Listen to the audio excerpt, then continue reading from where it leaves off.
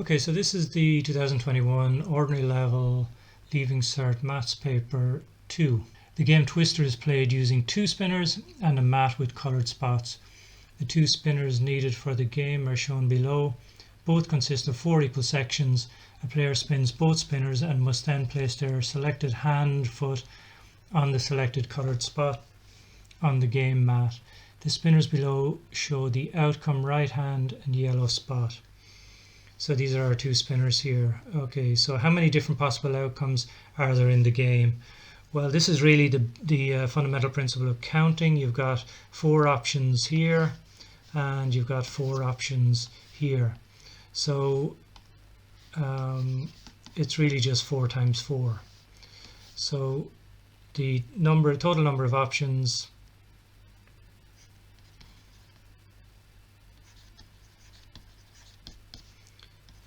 total number of outcomes would be 4 times 4, which is 16. That's it for part A. Let's have a look at part B. Kate spins each spinner once. What is the probability that she must use her left foot? So the probability that she uses her left foot is just going to be 1 out of 4. So we have our spinner here. We've got right hand, left foot, right foot. So there's a 1 in 4 chance that she's going to use her left foot. Okay, so what is the probability that she uses a red or a yellow colored spot? A red or a yellow colored spot. Well, red is going to be, so there's going to be the probability that she uses a red or means union. We'll use the word, so probability that she will use a red or a yellow spot. That's just going to be a quarter plus a quarter, which is 2 quarters, which is half. Okay, part C. Jack spins each spinner once. What is the probability that the outcome is his right hand and a blue spot? Right hand and a blue spot. So that's probability of right and a blue spot. So the probability of right hand is a quarter, and just means you multiply, and a blue spot also is a quarter. So the answer there is 1 over 16. Now, what is the probability that he uses his right hand or a blue spot? Now, I've kind of started this one already. I've done a two-way table here just showing the probabilities of each. So yellow and left hand is 1/16, yellow and right hand 1/16, right hand, right foot 1/16, and so on. So we want a right hand or a blue spot. So right hand would be all of these ones down here. So all of these ones, and blue or a blue spot would be this one and these. We've already counted that one there. So how many sixteenths is that? It's 1, 2, 3, 4, 5, 6, 7 sixteenths. Another way of looking at this is if you would do a Venn diagram. So we want right hand, so right hand here. Or a blue spot. We'll put blue here, and we can put our universal set around the edge here. So the probability of using a right hand is a quarter. Probability of putting your hand or a foot on a blue spot is also a quarter. What's the probability of a right hand and a blue spot? That's just going to be 1/16. So that would go in the middle here, 1/16. Right hand and a blue spot, that's this one here, 1/16. So what do we put here then, and what do we put here? So what we're going to put there is just a quarter minus 1/16. So that's a quarter minus 1/16. And also over here we've also got a quarter, this quarter here, minus this 16th. So a quarter minus 1/16 is 3/16. 3/16 here. So we want the probability of him using his right hand or a blue spot. Or is union, blue spot. So the union part would be all of this here, the bit in the middle, and this bit here as well. So you're looking at 3/16 plus 1/16 plus 3/16, so that's 7/16. Now outside here you would find that if you take 3/16, 4/16, 5, 6, 7/16 within the circles here, that would leave you with 9/16 out here. So you can see then we do have 9. We've got 1, 2, 3, 4, 5, 6, 7, 8, 9 left outside. So our answer anyway is just 7/16. Okay, so that's question 1. Let's have a look at question 2. At a stall in a fun fair, the probability of knocking a coconut off its support is 0.34. What is the probability of not knocking the coconut off its support? Well, if the probability of knocking the coconut off its support, I just put the word knock there, is 0.34. So the probability of not knocking it then is going to be 1 minus 0.34. 1 minus 0.34 is 0.66. So that's our answer this time. Okay, so that's part 1. Let's have a look at part 2. David is given 3 attempts to knock the coconut off its support. What is the probability that he knocks the coconut for the first time on his 3rd attempt? So that just means he's not going to knock it off the first time, so that's 0.66. And means multiply. He's not going to knock it off the second time, that's also 0.66. And then that means multiply. He's going to knock it off the 3rd time, so that's 0.34. When you multiply those 3 together, you get 0.148, and that's to 3 decimal places. Okay, so that's part 2. Let's have a look at part B. The figure ABCDE, so that's ABCDE, this entire shape here, consists of a large square ACDE, so ACDE, standing on a diagonal AC of a smaller square ABCF, so this is ABCF here. Find the area and perimeter of the figure ABCDE, so that's find the area and the perimeter of the entire shape. Give your answer for the perimeter corrected 2 decimal places. Okay, so we're given 1 dimension here, and that's 2 centimeters here. So in order to find the edge of the larger square here, what we need to do is use Pythagoras' theorem. We know that this is a square here, so that means this must be a right angle triangle here, so this must be a right angle here. So I'm just going to use Pythagoras' theorem to find the other side. So we have, basically we've got this kind of shape here. We know that that's going to be 2, that's 2. We've got to work this side out here. I'll call it x, or the distance from A to C if you like. That's A, that's C, and this is B here. So you just take 2 squared plus 2 squared is equal to x squared. 2 squared is 4, 2 squared is 4, 4 plus 4 is 8, 8 is x squared, and then just square root both sides. If you square root 8, you get 2 root 2. So I know that this side here is 2 root 2. So now this side here is 2 root 2, this is 2 root 2, this is 2 root 2 here, and this here is 2. So I can find the area of the entire shape now easily enough. All I've got to do is find the area of the big square, length times width, 2 root 2 times 2 root 2. The area of the small square here is going to be 2 times 2, which will give me the area of the small square, but I only want this area here because I've already done this bit here, so all I've got to do is half it. So let's do that anyway. We'll do the area first. So the total area is going to be 2 root 2 times 2 root 2, that's the large square, and then we've got to add half the area of the small square, this entire square here. So let's do that. So that's just 2 times 2. Okay, so if we do 2 root 2 times 2 root 2, well 2 times 2 is 4, root 2 times root 2 is 2, 2 4 is 8.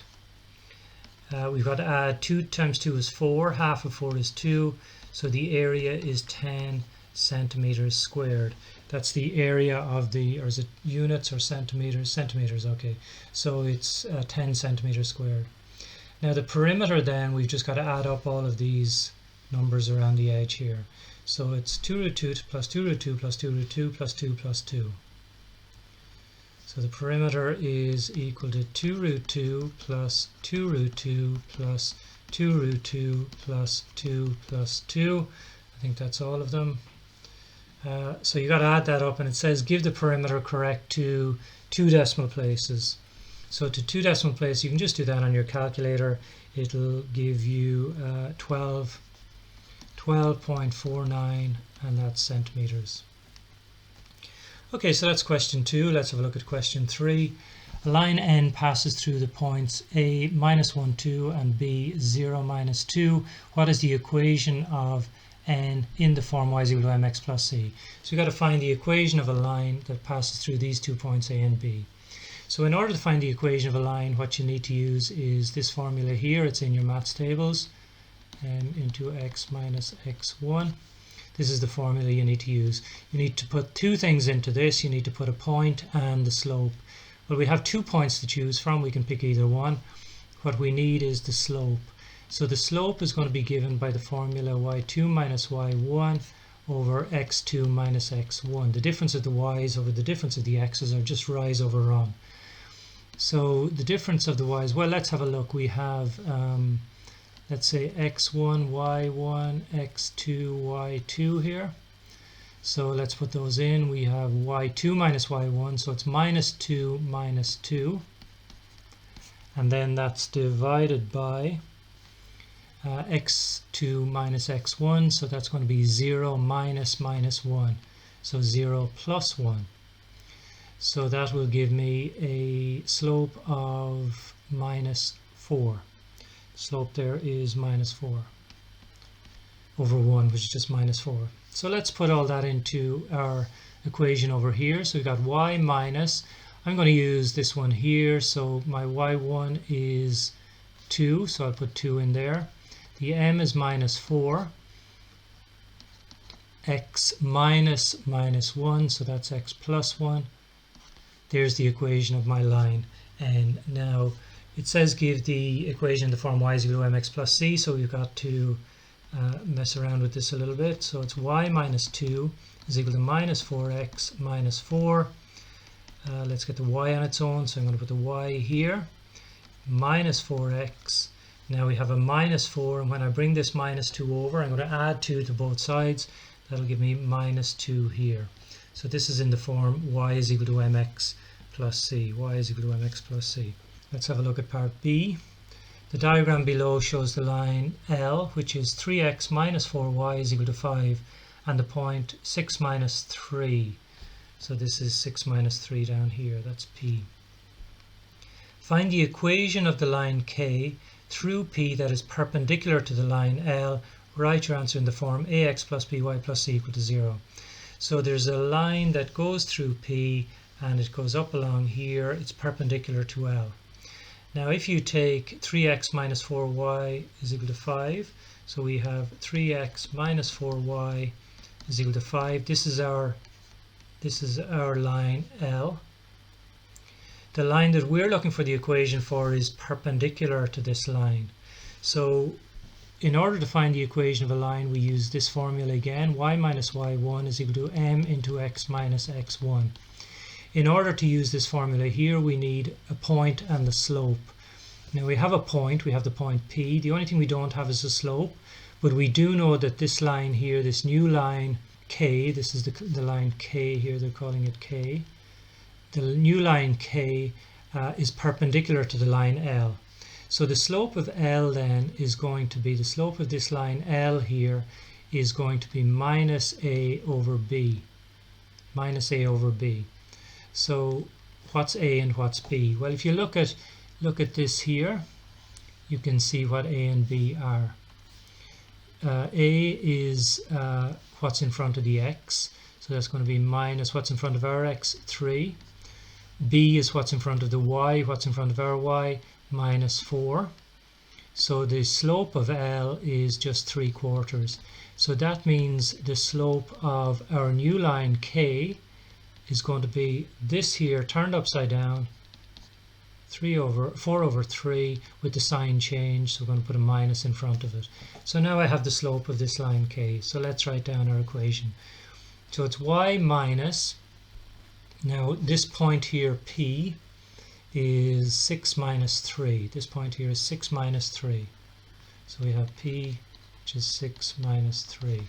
So y1 is minus 3. So that's going to become plus 3 here. Our new slope here is minus 4/3.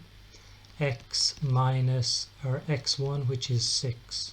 We need to put it into this format here, ax plus by plus c equal to 0. So the first thing I'm going to do is multiply across by 3, because we have this 3 down at the bottom here. So I've got 3 times y, which is 3y, plus 3 3s 9. The 3 will disappear here, and I'm just left with 4 times x minus 6. Let's multiply that out. 3y plus 9 is equal to minus 4x. Minus minus is plus, 4 6 is 24. Let's bring these over to the left hand side. So we'll get 4x plus 3y. Remember, I want the x first, then the y. Now this plus 24 on the right, I'll have to subtract that. So I've got plus 9 minus 24. So that just gives me minus 15 equal to 0. This is the equation of my line K. 4x plus 3y minus 15 equal to 0. This is my answer here. Okay, so I think that's all we had to do there. Find the equation of the line K through the point P that is perpendicular to the line L. Okay, perfect. Find the point of intersection of the lines L and H this time, so we have a different line. Find the points of intersection of the line L and H. So this is a simultaneous equation type question. So we have 3x minus 4y is equal to 5, and we have 2x minus y is equal to 10. So these are our two equations here. So this is equation 1, this is equation 2. What we've got to do is simultaneous equations. So what am I going to do here? Let me see. I'm going to take equation 2 and I'm going to multiply it by minus 4. So I'm going to take equation 2 and I'm going to multiply it by minus 4. I'm just going to write down equation 1 here. So let's do that. Equation 2 times minus 4. Here I'll get minus 8x. Minus minus is plus 4y. And then minus times plus is minus 4 tens 40. Write down equation 1 again. That's 3x minus 4y is equal to 5. Put a line underneath here and just add these two equations. So we have minus 8x plus 3x, that's minus 5x, plus 4x minus, plus 4y minus 4y will give us 0. And then minus 40 plus 5 minus 35. Divide by minus 5, give you x. Divide by minus 5 on this side, that'll give you 7. Minus divided by minus is plus, 35 divided by 5 is 7. So we have x. Let's find y then. So you just pick one of the equations. 3x minus 4y is equal to 5 is what I'm going to pick. That's again equation 1. I like to just identify these as I'm going down through them, particularly in an exam situation, just to show the examiner what you're doing. 3 times 7, we know that x is 7, minus 4y is equal to 5. That gives us 3 7s, 21, minus 4y. Now, so what you've got to do here is just subtract 21 from both sides. So that'll give me minus 16 on this side. And finally then divide by minus 4, divide by minus 4. So that gives me minus divided by minus is plus. 16 divided by 4 is 4. So the answer then is x is 7 and y is 4. Okay, so that was question 3. Let's have a look at question 4. So question 4, let's see, we have the coordinate diagram below shows 2 points A and B. Now write down the coordinates of A and B. Okay, so that's fairly simple. A is, let's see, 6, 2. You go out 6 and up 2. B is you go out -2 and then you go down 4, so it's -4. So 6, 2 and -2, -4. Second question, find the coordinates of the midpoint of AB. So the midpoint of AB, it looks here like it's maybe there at 2, -1. But you would be expected to actually do this using the midpoint formula, or some other method, but usually the midpoint formula would be the go-to way of doing it. It's not a good idea just to write the answer down, because if you do make a mistake you'll get 0 for it, whereas if you show what you're doing, at least then you'll get some attempt marks and possibly more if you make a little mistake. So we want to find the midpoint, so you have a formula for it. So the midpoint is the average of the x's, so it's x1 plus x2 over 2, and the average of the y's, y1 plus y2 over 2. So that's it there. So we need to just identify again our x. Let's call this one x1 y1, let's call this one x2 y2. So we'll do that then. Okay, so our midpoint is 6 plus -2, so it's going to be 6 minus 2 over 2, and the y is then 2 plus -4, or 2 minus 4 over 2. So 6 minus 2 is 4, 4 divided by 2, 2. 2 minus 4 is -2, -2 divided by +2, -1. So our midpoint is 2 minus 1. And that's what we thought here, I think, wasn't it? 2 minus 1. Yeah, there's 2 minus 1 there, and that looks about right. Okay, use a compass to construct the circle C, which has AB as its diameter on the diagram above. So AB is the diameter. So really what they want you to do here is put your compass here at the point 2 minus 1, put the pencil out here at B or at A, and draw a circle. Now I'm not going to be able to do that here. I can do it roughly, but it's not going to look too good. So you should kind of end up with something along those lines, okay? Don't do it freehand. You need to use a compass. Find the length of the radius of the circle C, and hence write down the equation of C.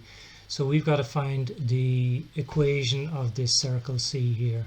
So to find the equation of a circle, what you need to do is find the radius and the center. So we know the center is 2 minus 1. What we don't have is the radius. So the way we're going to find the radius is find the distance between 2 minus 1 and A, which is 6, 2. Or you could do it between the center and B, either, whichever one. So let's find that distance. Now you could do that a couple of different ways. You can use the distance formula, or you can see here that each of these squares is actually 1 unit. So 1, 2, 3, 4, 1, 2, 3. So it's 3, 4. This is going to be 5 up along here, I suspect. But we will do it. You can do that using Pythagoras' theorem, but I'm going to use the formula. Okay. So let's do the formula. So the radius then is going to be equal to. I'll write the formula down here. You get it from your tables anyway. Okay, so what are our 2 points? Our 2 points are 2 minus 1. I'm going to say 2 minus 1, and our point A, which is 6, 2. 6, 2. So let's call this x1, y1, x2, y2, and stick them in here. So we have x2, which is 6, minus x1, which is 2, square that, plus y2, which is 2, minus 1, which is plus 1, and square that. That'll give me 6 minus 2 is 4, 4, 4 is 16, plus 2 plus 1 is 3, 3, 3 is 9.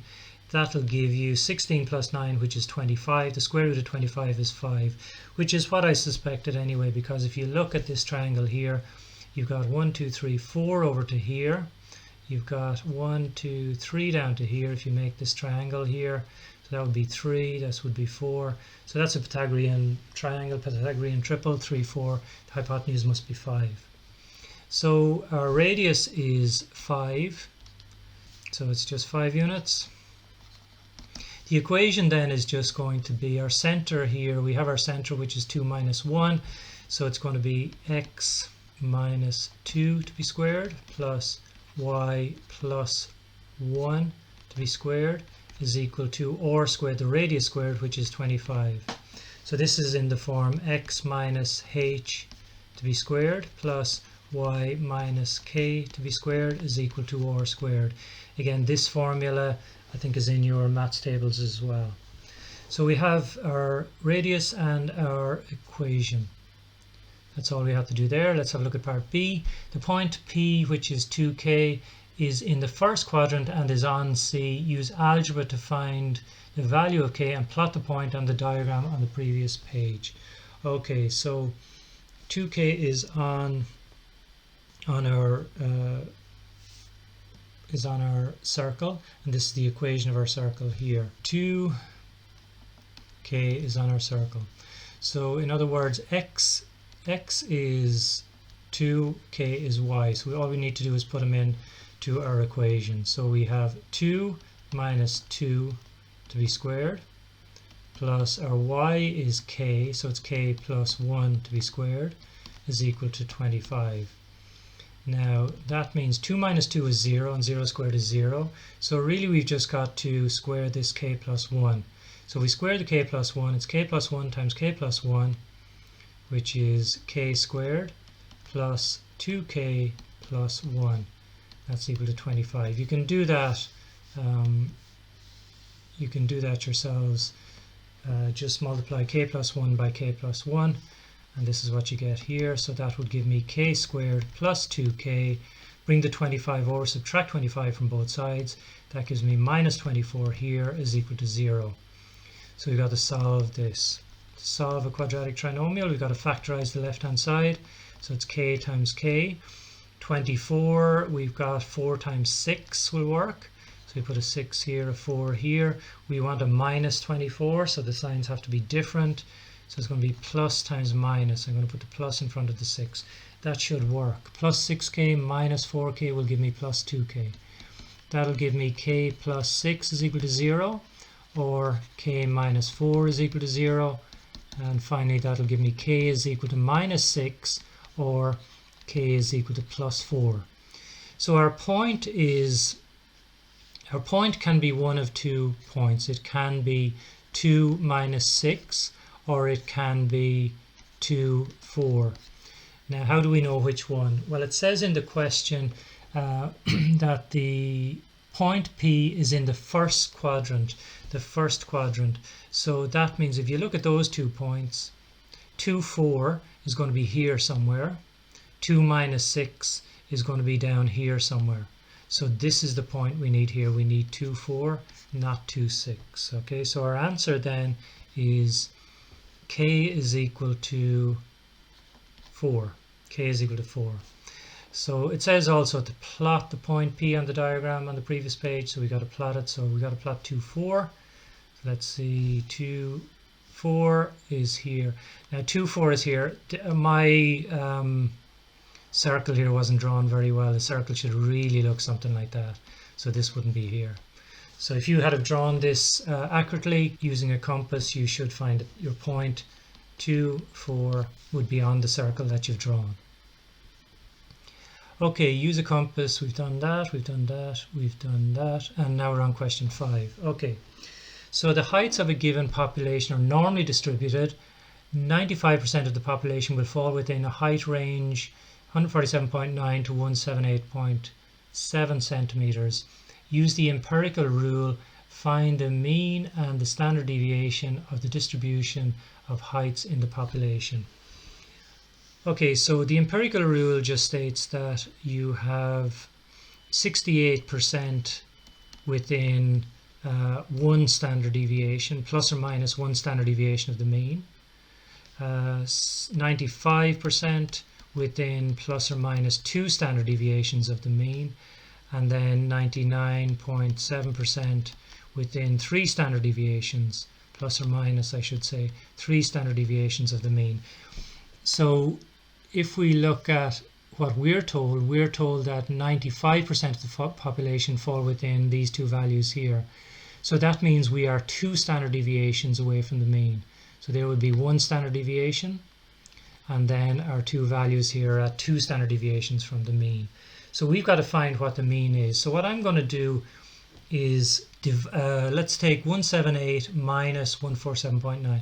So I'm going to take 178.7. I'm going to subtract 147.9. So if I do that, I'll get a difference of 30.8. So that means the difference between these two here is 30.8. Let's divide that by 2 to find the difference between one of these points and the mean. So I'm going to take 30.8, divide by 2, that'll give me 15.4. 15.4. That will give me the distance between here and here, and here and here. So what I'm going to do now is just take 147.9. Remember, we have to find a mean, so we got to find this value here. So what I'm going to do is take 147.9. I'm going to add 15.4. That'll bring me up to the middle here. So 147, let me just do that on my calculator, 147.9. I'm going to add 15.4. That gives me 163.3. 163.3. So our mean is 163.3, and we're talking about centimeters here. The standard deviation now is going to be our 15.4. 15.4, remember, is 2 standard deviations. This is 2 standard deviations. So what I got to do is divide that by 2 to find 1 standard deviation. Divide it by 2, that'll give me 7.7. That's it. So 7.7 centimeters is my standard deviation. Okay, so let's have a look at part B. The following table shows data on the height and arm span of 20 teenagers. So we have females and males, and then we have heights and arm span here. Okay, now complete the scatter plot below by adding in the data for the males, the data in the shaded section of the table. Okay, so this is going to take a little while to do, so let's just work through that. I'll do it now. Let's see, 168 is the height and 169 arm span. 168 is out to here, and 169 is going to be around here. So there's one of them. Next one, 147 and 150. So 147 is about here, and 150 is here. So we're looking at around here. Next one, 134, 121. 134 is about here, and 121 is about here. 177, 176, 177, 176, 177 is about here, 176 is about here, so we're looking at about here. Next one, 172, 170, 172, 170, about here. 160, 163, 160, 160 is here, 163 is about here, and 152, 151, 152, 151 is about here, and finally 153, 151, 153, 151 about here. Okay, so that's all those plotted. Let's see, 1, 2, 3, 4, 5, 6, 7, 8. 1, 2, 3, 4, 5, 6, 7, 8. Okay, so they're all plotted. Complete the scatter plot below by adding the data for males, the data in the shaded section. So we've done that. Now the next part then says the table on the right shows three numbers. One of the numbers is the correlation coefficient of the data shown in the table above. Take the one which you think best represents the correlation coefficient between the height and arm span for this data set. So we have 0.2 and 0.9 and minus 0.6. Now the data is sloping up this way, so it is positive, so it can't possibly be minus 0.6. So is it 0.2 or 0.9? Well, 0.9 means that there's a strong correlation coefficient, and there is looking at this data. 0.2 would be a weak correlation coefficient. These are not weak. So I'm going to say 0.9, plus 0.9. Okay, next part then. Explain what this correlation coefficient tells us about the relationship between height and arm span for this data set. So you can put this in your own words, but you would need to say something like there is a strong positive correlation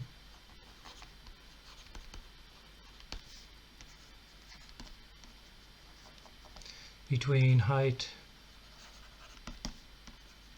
and arm span. In other words, as height increases,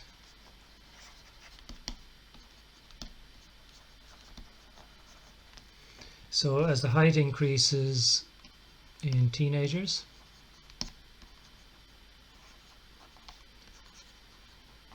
their arm span also increases. So something along those lines. You would need to say not only that it's strong and positive, but also something about the actual story itself. Okay, question 6 then. On the diagram below showing the triangle ABC, construct the perpendicular bisector of the side AC. Show all your construction lines and arcs clearly. And then construct the circumcircle of the given triangle ABC. Show all your construction lines and arcs clearly. So we've got to first of all perpendicularly bisect the side AC. So I can't do this here, but what you guys would need to do is put your compass here, bring your pencil more than halfway out and draw an arc here and draw another one down here. Then pick up your compass, don't move it in or out, but put the compass point up here at C, bring your pencil should be out here somewhere, and you would draw another arc and another arc here. Connect up these 2 points, identify them as D, E maybe, and then connect them up, and you should find that that is right angle here, and that should be the same length as that. I've done this freehand, so it's not quite right, but you guys should be able to do it accurately with a compass and a ruler. So in order to do the circumcircle then, what we need to do is just perpendicularly bisect another side. So if you pick, let's say, AB here, for example, do exactly the same thing again. You should end up with, let's say, an arc here, an arc down here, and then from this side an arc here and an arc here. Connect this up like this. Identify these 2 points here as, I don't know, F and G. This point here is your circumcenter. So what you do is put your compass point here, bring your pencil out to one of the vertices, let's say C, and you're going to draw a circle then that should take in all 3 vertices. Whoops, kind of missed it there. But you guys should be able to do that reasonably accurately. You'll be allowed a certain tolerance, but you should hit all 3 vertices fairly closely. That's your circumcircle. So I think that's all we were asked to do there. Construct a perpendicular bisector, which we did. Show all the construction lines, which we did. Construct the circumcircle, which we did. That's fine. Okay, in part B here, the triangle PQR is the image of the triangle DEF. So PQR is the big one. It's the image of the triangle DEF under some kind of an enlargement. The diagram is not drawn to scale. The scale factor of the enlargement K is 2.5. EF is 3 centimeters. Use the scale factor to find QR. So we know that this is 3 centimeters. We've got to find QR here, and we know that the scale factor is 2.5. So really what that means is you multiply any length by 2.5 to give you your image length. So we would just simply take 3, multiply it by 2.5, and that will give you, let's see, 3 times 2.5, well, 2, 3, 6, 7.5. 7.5 is the length. So that's the length of QR. That's what we were asked to find, I think, was it? Use the scale factor to find QR.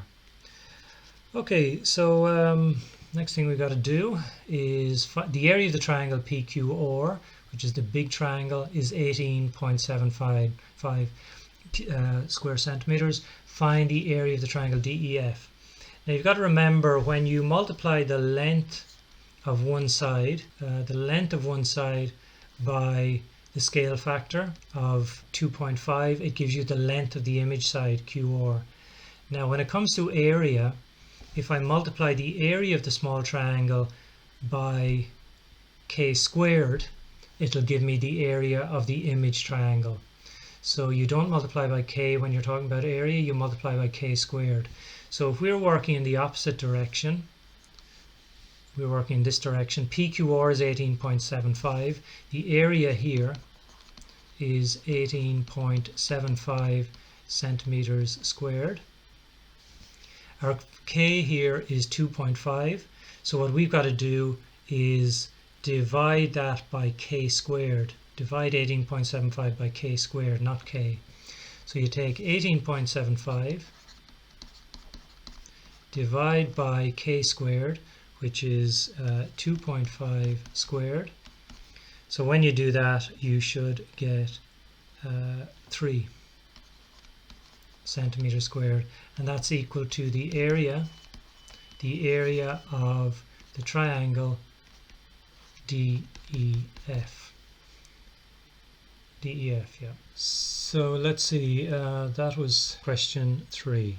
Okay, so let's have a look at question 7 then, the first of the longer questions. The following table shows the age profile of all of the people in Ireland aged between 15 and 65 who subscribe to an online streaming platform. So we have 15 to 25, 25 to 35, and so on. They're the age groups, and these are percentages down here. Draw a histogram to represent the data. So histogram 15 to 25 is going to be 24. Again, I don't have a ruler here, so you guys need to use a ruler. So we've got to go up as far as 24. So we're going to go 24 and then down. And down here, use a ruler when you're doing this. 25 to 35 is 27. So we're going to go over here and down. Remember, in a histogram the bars are connected. 35 to 45 is 25. 35 to 45, 25. So 25 would be here. Whoops. Okay, that should be a straight line. 45 to 55 is 16. So 16 is here. And then finally 55 to 65 is 8. So 8 is here. So there's our histogram. In the survey of 1,000 subscribers aged between 15 and 65, how many would you expect to be between 25 years and 55 years of age? So 25 to 55 is here. So what you've got to do is just add those up. So we get 68. So we have 68%, but we have 1,000 subscribers here. So what we need to do is get 68% of 1,000. And that gives us 680. Okay, so that's the number of people you would expect to be between 25 years and 55 years. Okay, next question then. We've got to use the table or the histogram to write down the age group which contains the median age. Now, the median is the middle number, if you like, so we're looking at percentages here. So what we've got to do is look for the 50th percent. Where does 50% actually occur? So let's have a look. We have 24% here. We've got 27% here. So if we add those two together, we get 51%. So the 50% mark will be in here somewhere. So our median is going to be somewhere between 25 and 35.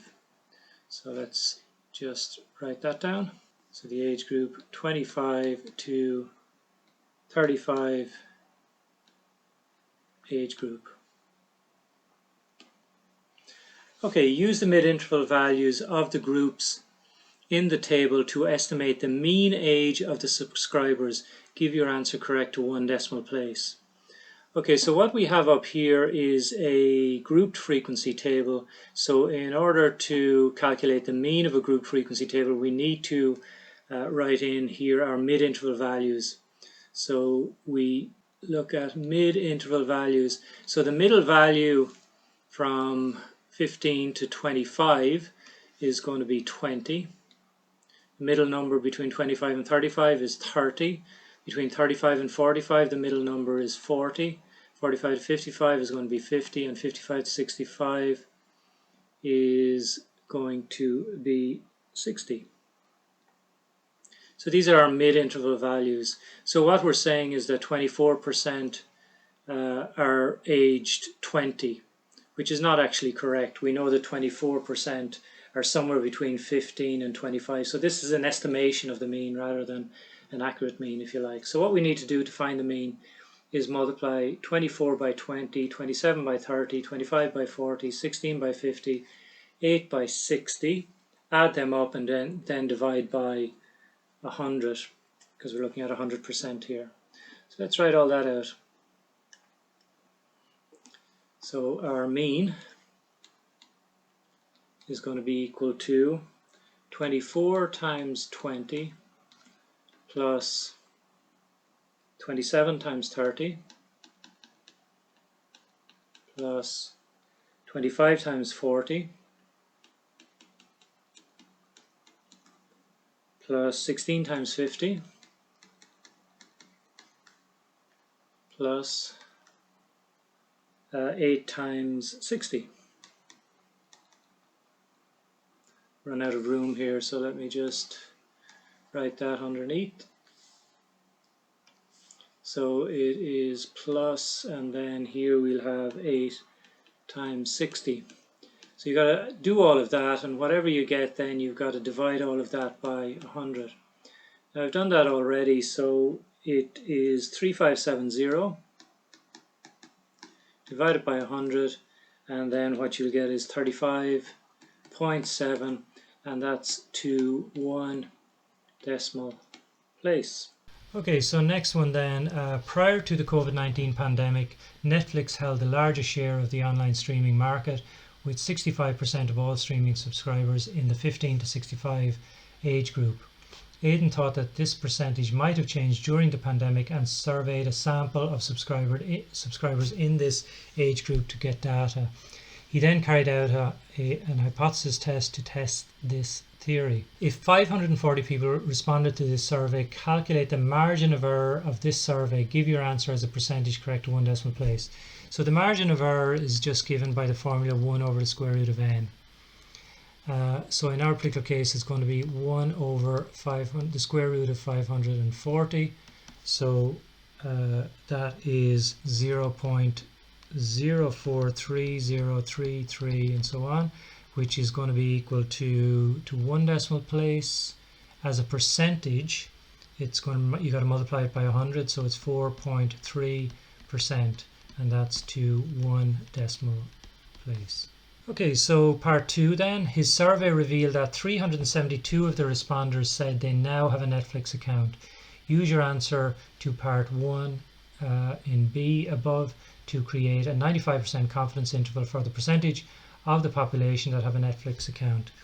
Now the population proportion is going to be greater than the p hat minus the margin of error and less than the p hat plus the margin of error.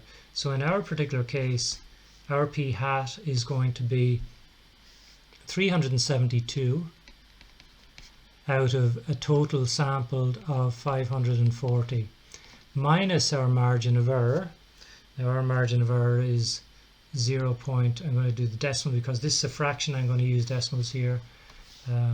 So what you've got to do here is subtract 0.043 and then less than or equal to 372 over 540, which is our p hat, plus 0.043.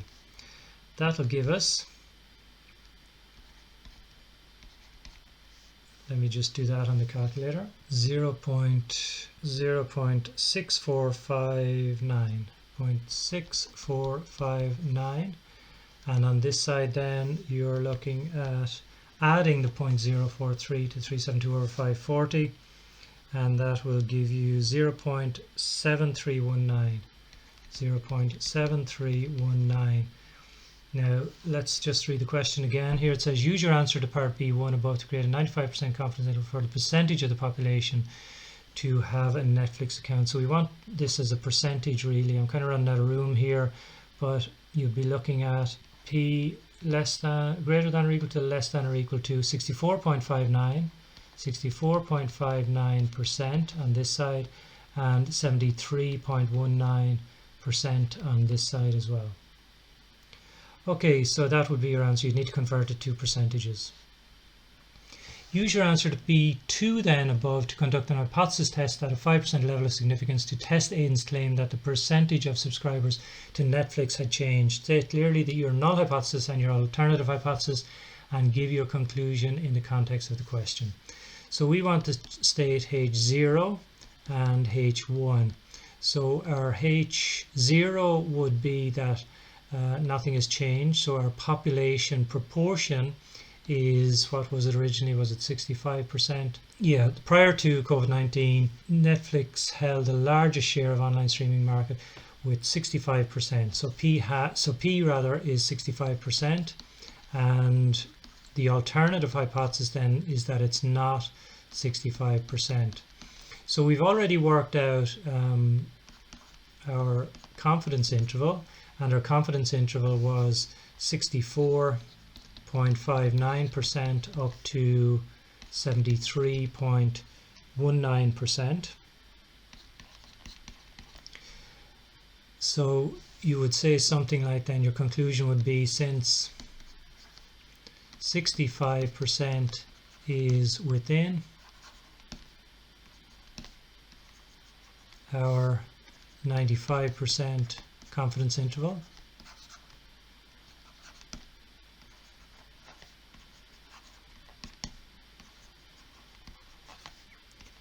we fail to reject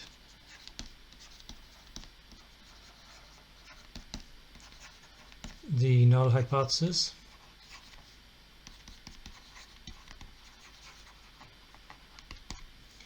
and conclude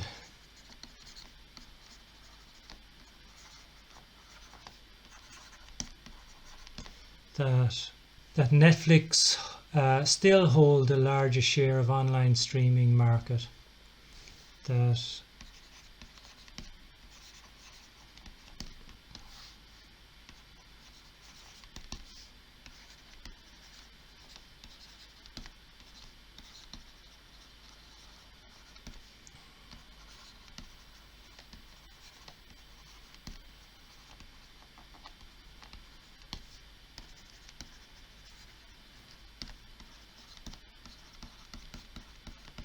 So something along those lines. You would need to say whether you are rejecting or failing to reject the null hypothesis. In this case, we are failing to reject the null hypothesis, and then you would need to say something about the story itself as well.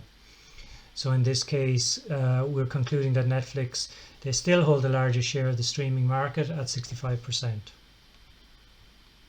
Okay, so that was question 7. Let's have a look at question 8. So in question 8, the diagram on the right shows the plan of a lake. The line segment PQ represents the distance from the pier P to the far side of the lake. At equal intervals of 10 meters along the line, perpendicular measures are made to the side of the lake as shown. Use the trapezoidal rule to estimate the surface area of the lake. So the trapezoidal rule gives you an approximate area of these irregular shapes, and again the formula is in your maths tables. So we're looking at the area being approximately equal to h over 2 times, it's really the first plus the last plus twice the rest, if you like. This is just my own version of the formula, but you can write out the formula from your tables. Now our h is actually these widths here, if you like, these widths here, they're all the same, and they're all 10 meters. So they're all 10 meters wide. So it's going to be 10 over 2. The first height is this height here, which is 10.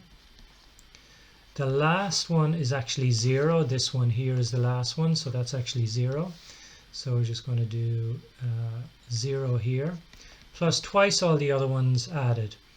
So if you look at this one here, you got 20 plus 20, so that's 40, plus 10 plus 20, which is 30, plus 30 plus 20, which is 50, plus 30 plus 10, which is 40, plus the second last one out here is 20 plus 20, which is 40, and that's it. That's what we've got to calculate. So 10 over 2 is 5.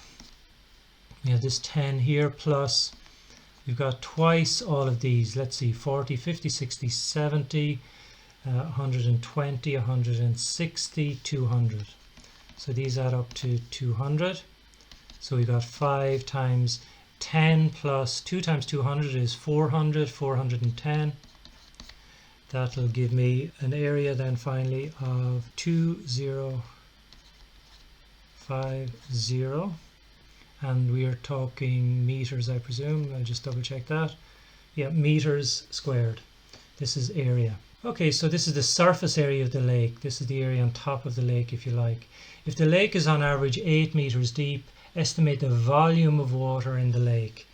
So your lake then is, the surface of the lake is 2050. So the volume is just the area at the top. It's more or less the same area the whole way down, if you like, 8 meters. So all you've got to do is take your 2050, multiply it by 8, and that gives you the volume.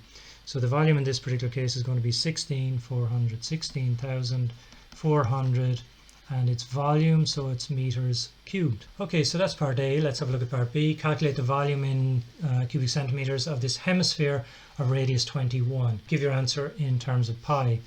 So the volume of a sphere is 4 over 3 pi r cubed. Again, that's in your maths tables. So the volume of a hemisphere, half that, is just going to be 2 over 3 pi r cubed. It's just 4 over 3. 4 over 3 times a half. That's 4 over 6. Top by top, bottom by bottom. 4 over 6 is just 2 over 3. So it's 2 over 3 pi r cubed. So we want 2 over 3 times pi. Pi here, we have to give our answer in terms of pi, so we're going to leave the pi there. And then the r is the radius, which is 21. We've got to cube that. That should actually be cubed here. So it's 2 over 3 pi r cubed. Now we have to give our answer in terms of pi. So when you do 2 over 3 pi r cubed, you get 6174. 6174 pi, and we're talking about centimeters and volume, which is cubed. So that's our volume of the hemisphere.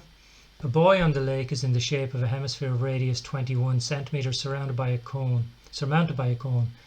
The volume of the cone is equal to the volume of the hemisphere. Find h, the total height of the buoy. Okay, so the volume of the cone is equal to the volume of the hemisphere. Now the volume of a cone is 1/3 pi r squared h. It's 1/3 the volume of the corresponding cylinder. So The volume of a cylinder is pi r squared h. Volume of the corresponding cone is 1/3 of that, 1/3 pi r squared h.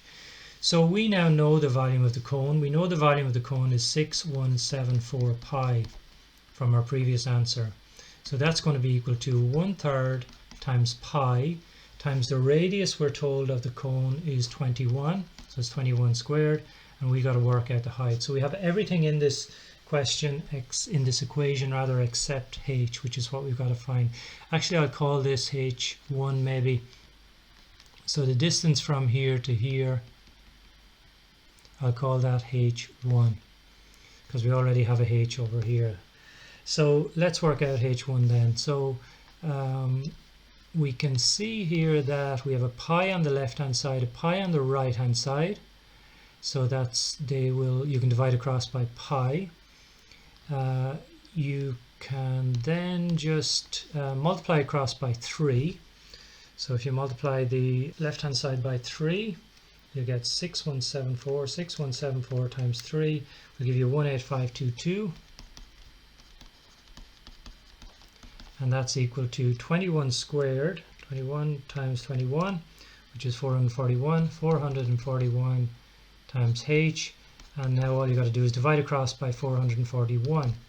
So it's 18522 divided by 441, and that gives you 42 meters, centimeters actually, I think, centimeters. Now we have to find what h is. So this is h1 here. I should have h1 here. That means h is equal to our answer there, which is 42, plus, remember our radius here is 21, so that means the distance from here to here must also be 21. That's our radius of our hemisphere. So it's plus 21. So 41, 51, 61, 63 centimeters is going to be the height, the overall height of our buoy. Okay, so let's have a look at the next part, part C. The buoy is situated at B. So there's B there, which is 43 meters from the pier P and 26 meters from the point Q, as shown in the diagram above. Find the angle QBP. QBP. Okay, so we've got to find this angle up here. As shown on the diagram. Give your answer correct to 2 decimal places. So really you've got a triangle here with 3 sides, and you've got to find one of the angles. So the way you would do this is to use the cosine rule. So you would, if you're looking for this angle here, you start the cosine rule with the opposite side. So it's going to be 60 squared is equal to the other 2 sides squared, 43 squared plus 26 squared, minus twice those 2 sides, 43 times 26, and then it's the cosine of the angle, we'll call it B, cosine of the angle B. So it's just a case of working this out then. So let's see, you've got 60 squared, 60 times 60 is 3600. So we've got 3600, you've got 43 times 43 is equal to that, and then 26 squared, you've got to add that, which is 2525, and then subtract 2 times 43 times 26, that's 2236, cos B. So the next thing I'm going to do is just subtract 2525 from both sides. So you got 3600 minus 2525, that gives 1075, is equal to minus 2236 cos B. So that'll give cos B equal to, you got to divide by minus 2236. So it's 1075 divided by minus 2236. That's 25 over 52 minus 25 over 52. So what you need to do now is, in order to find B, then you just get the cos inverse of minus 25 over 52. You can do this on your calculators. That'll give you the angle B. So when you do that, you get B. We need to do it to 2 decimal places. So our answer is 118.74. 118.74 degrees. So that's our angle B here, 118.74. Okay, question 9 then. The line segment SE shown below represents an airport runway. The point S and the point E represent the start and end points of the runway respectively. The diagram is drawn to a scale of 1 unit is 250 meters. Okay, so we have 1, 2, 3, 4, 5, 6, 7, 8, 9, 10 of those. So in total we're looking at 2500 meters from beginning to end here. We have to first of all find the length of the runway. Okay, so I've done that. Okay, so let's find the length of the runway. So the length is equal to 250 times 10, which is 2500 meters. An aircraft starts at point S and travels 1250 meters. That's actually half of 2500, so coming out to here, to a point L where it lifts off. From the point L, the aircraft makes an angle of 14 degrees with the ground LE. The airplane travels along the path until it is directly above E. Plot and label the liftoff point L and draw the aircraft's flight path for this part of its journey on the diagram above. Okay, so it's going to look like this. It's going to come along here until it reaches halfway. Then it lifts off. Now use a ruler doing this, and it's going to lift off to this point here. So this angle here then is 14 degrees. So that's it. That's all we've got to do there. Again, just make sure you use a ruler there as well. And use your protractor there just to measure 14 degrees. Okay, find the total distance the airplane has traveled when it is directly above E. Give your answer in meters, correct to the nearest meter. So we know that it's traveled 1250 meters to get to here, to get to this point here, L. So we've got to work out this distance up along here. That's really what we're going to do there, is just really look at a right angle triangle. So we've got L here, we've got E here, we've got 14 degrees here. We know this is 1250 meters, the remaining part of the runway, and we got to work out this here. So how are we going to do that? So what we're going to do here is just use trigonometry. So we're going to take, let's see, the cosine of 14 degrees is equal to 1250 over x. Multiply across by x, that will give us x cos 14 is equal to 1250, and then finally x is equal to 1250 divided by cos 14.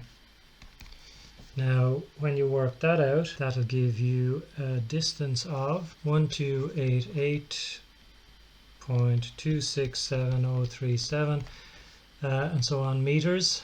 And what we're actually asked to find here is the total distance traveled by the airplane.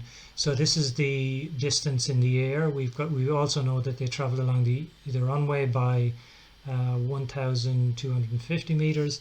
So the total distance traveled is 1250 plus 1288.267. We don't need those decimal places really. That'll give us a total distance traveled of 2538 meters. That's to the nearest meter. Okay, so that's part 3. Let's have a look at part B then. In part B, part 1 then, the aircraft flies from airport A to airport B and then on to airport C at the same altitude. The pilot records the flight summary on a given diagram. Find the distance from airport B to airport C. Give your answer correct to the nearest kilometer. So we have to find this distance here from B to C. So what we're going to do here really is just use the sine rule. Now we have two angles in our triangle here, so in order to find the third triangle here, you take 180, subtract the other two added, so 47 plus 97 degrees. So that'll give us the size of the angle C there. And that is, so we know our angle C here is going to be 36 degrees. If this is 36 degrees here, we can use the sine rule to find BC. So we can say sine 47 degrees over the distance BC is equal to sine 36 degrees over the distance 260 from A to B kilometers. So we have a fraction equal to a fraction here, so we can cross multiply. So it's 260 sine 47 is equal to the distance from B to C multiplied by sine 36. That'll give us the distance from B to C equal to 260 sine 47 degrees divided by sine 36 degrees. So I'll have to come over here. They don't give you a lot of room here, but the distance from B to C here, and we have to give this to the nearest kilometer. When you work all of that out, you'll get 324 kilometers. And that's to the nearest kilometer. So the distance from B to C is 324 kilometers. Okay, in part 2 then. When the plane was directly over airport C, the pilot was instructed to circle until a runway was available. She therefore flew 10 kilometers away from C before turning and flying along a circular arc of 70 degrees and then returning to the airport. This path was all flown at the same altitude. Find the total distance travelled. Give your answer in kilometers to 2 decimal places. So the total distance travelled is going to be 10 kilometers plus another 10 kilometers. So she's coming out here, around here, and then back here again. So she's going to do 2 lots of 10 kilometers and then whatever this length here is. So you got to work out this length, this arc length here. So the arc length again is, you can get that in your tables again. So it's going to be part of a circle. Remember, the entire circle, the length of an entire circle is 2 pi r. So it's going to be 2 times pi times the radius of the circle is going to be 10 kilometers here. So it's going to be 10. But we only want part of the circle. And what part of the circle do we want? What fraction of the circle do we want?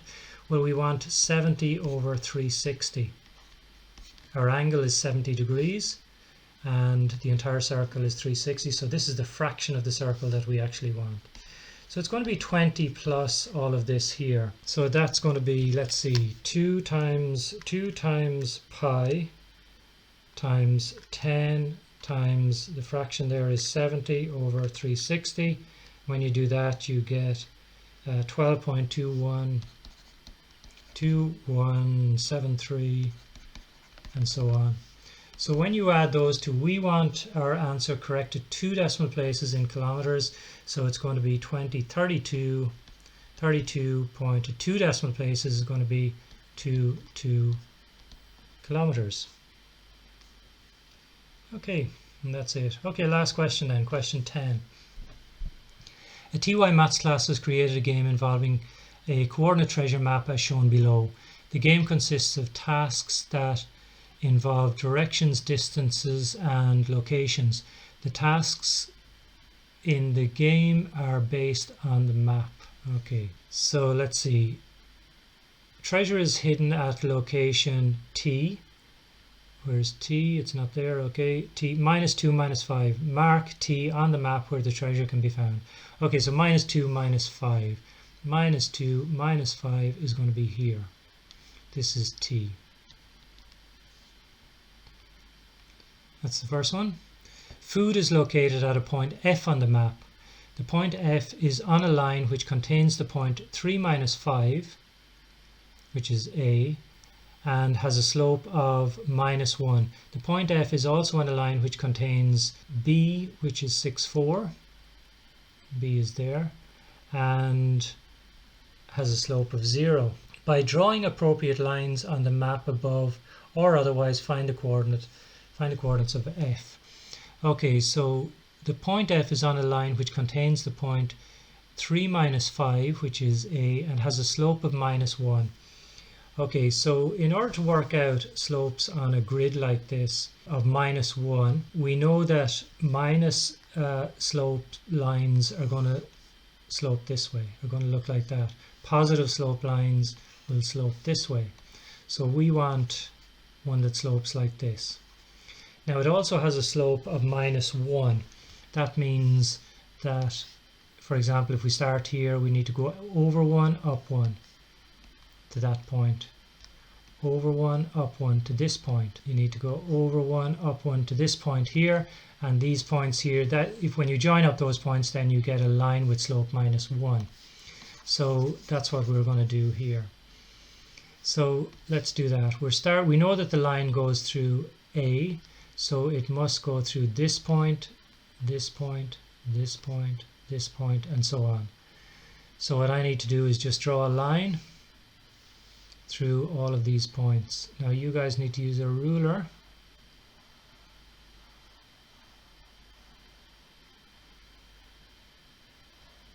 So it should look something like that. That's our first line. So that contains the point 3 minus 5 and has a slope of minus 1. The point F is also in a line which contains the point 6, 4 and has a slope of 0. Well, 6, 4 is here. This is B here. That's 6, 4. So we need to draw a line which has slope of 0. Well, a slope of 0 is just a horizontal line. So it's going to look like this.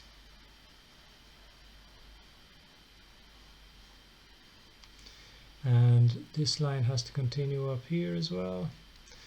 So let's see, what does it say? The point F is on a line which contains that point, the slope minus 0. The point F is also on a line which contains that, a slope 0. By drawing appropriate lines on the map of our, find the coordinate of F. So the coordinates of F must be here. This is F here, and the coordinates are minus 6, 4. Minus 6, 4. So F is minus 6, 4. Okay, in part B then, a clue to another treasure is hidden in a locked box at point 64. A 4-digit code to open the box is d to the power of 4, where d is the distance from B to C, and d is a natural number. Find the 4-digit code. Okay, so we have to find the distance from B to C. So we have B, which is 6, 4, and we have C, which is minus 3, 2. We're going to use the distance formula. So this is x1, y1, x2, y2. So the distance from B to C is going to be the square root. Again, this formula is in your log tables. x2 minus x1. So it's minus 3 minus 6 to be squared, plus y2 minus y1, 2 minus 4 to be squared. When you do that, you get the square root of minus 6 minus 3 is minus 9. Minus 9 all squared is 81, plus 81. 2 minus 4 is minus 2. Minus 2 squared is plus 4. So the distance here is the square root of 85. That's the distance from B to C. The 4-digit code to open the box is d to the power of 4, and d is the distance. So we want, so this is d here, okay? This is d, the distance from B to C. So that means then that d to the power of 4 is equal to the square root of 85 to the power of 4. And again, you can do that on your calculator. You get 7225. So that's the code to the box, to the lock on the box. A meeting point P, which is 2m, is below the x-axis. P is the distance of square root of 41 from the point B, which is, so B is 6, 4. And P then is 2m, and the distance between P and the point B is square root of 41. Find the value of m and plot P on the map above. Okay, so again it's the distance formula. So the distance from B to P is going to be the square root of, again, x2 minus x1, so I'm going to do 2 minus 6 to be squared, plus y2 minus y1, and minus 4 to be squared. Work all that out. You get 2 minus 6, which is minus 4. Minus 4 squared is plus 16. Plus 16. And then you got m minus 4 to be squared as well. We know that the distance is square root 41. So this is the square root of 41 is going to be this distance. So I've got to come down here to do this. Let's see. Square root of 41. We're going to square both sides. So that will give me 41 is equal to 16 plus m minus 4 squared. I'm going to square that out, okay? So it's m minus 4 times m minus 4. So that'll give me m squared minus 8m plus 16. Again, you can do that out separately if you want. It's just m minus 4 multiplied by m minus 4. That's what we need to do there. Okay, so let's just finish that off then. We have 32 minus 41 is minus 9. So what we end up with here is 0 is equal to m squared minus 8m minus 9. Okay, so what I need to do is solve this. So let's see, we have m times m. We have 9 times 1 will give me an 8, and also multiply to give me a 9. I need a minus 8, so I'm going to put a minus there and a plus there. That should work. That'll give me m minus 9 is equal to 0, or m plus 1 is equal to 0. That'll give me m is equal to 9, or m is equal to minus 1. Now that means our point here is 2m. So our point is 2, 9, or 2 minus 1. So which one is it? It says here a meeting point P is below the x-axis. So which one of these two is below the x-axis? Well, this one here, the 2, 9, is in the first quadrant. That's above the x-axis. 2 minus 1 is in the fourth quadrant. This is in the fourth quadrant. It's below the x-axis. So our answer, 2 minus 1. It says to plot it. So 2 minus 1 up here is going to be here. So this is the point, as they call it, P, I think, 2 minus 1. Okay, so let's have a look at C then, part 1. The line K has an equation x minus y minus 3 is equal to 0. Verify using substitution that the point T minus 2 minus 5 is on K. So we have x minus y minus 3 is equal to 0. So what you got to do is substitute in x and y. Well, x is minus 2, y is minus 5. So let's do that. Minus 2 minus minus is plus 5. Minus 3 equal to 0. Minus 2 plus 5 is 3. And then you've got 3 minus 3 is 0 is equal to 0. That's it. That's done. Okay, so therefore the point T is on K. Another treasure also needs to be somewhere on the line K. You must pick a spot along K to contain the treasure. Use algebra to find another point on K other than T. Well, our equation is x minus y minus 3 is equal to 0. We know that minus 2 minus 5 is on it. We need to find another point on this line K here. So how do you do that? Well, just pick any value for x. Let's pick x is equal to 0, for example. It's an easy one. So you got 0 minus y minus 3 is equal to 0. That gives minus y minus 3 is equal to 0. That'll give minus y is equal to plus 3, or y is equal to minus 3. So another point then, the answer here then, is x is 0, y is minus 3. 0 minus 3 is on K. And that's it.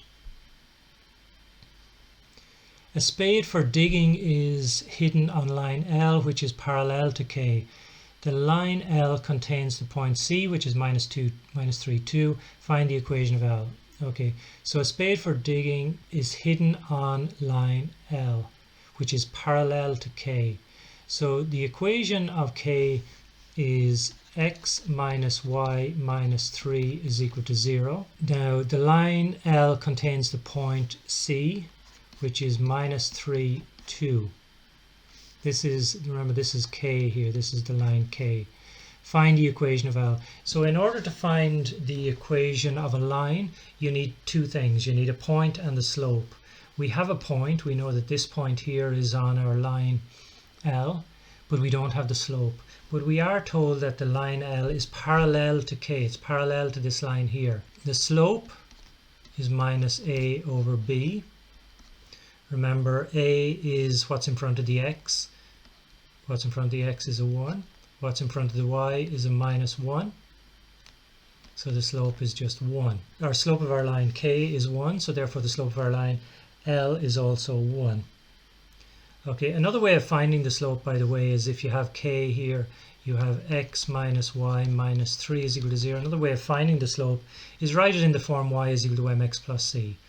So just put Y on its own, put everything else over the other side. So you got minus Y is equal to minus X plus 3 when you bring over the X and the minus 3. Multiply across by minus 1 gives you X minus 3. So now that's in the form Y is equal to mx plus c. Y is equal to mx plus c. So you can see here the slope is 1. And that's what we got up here.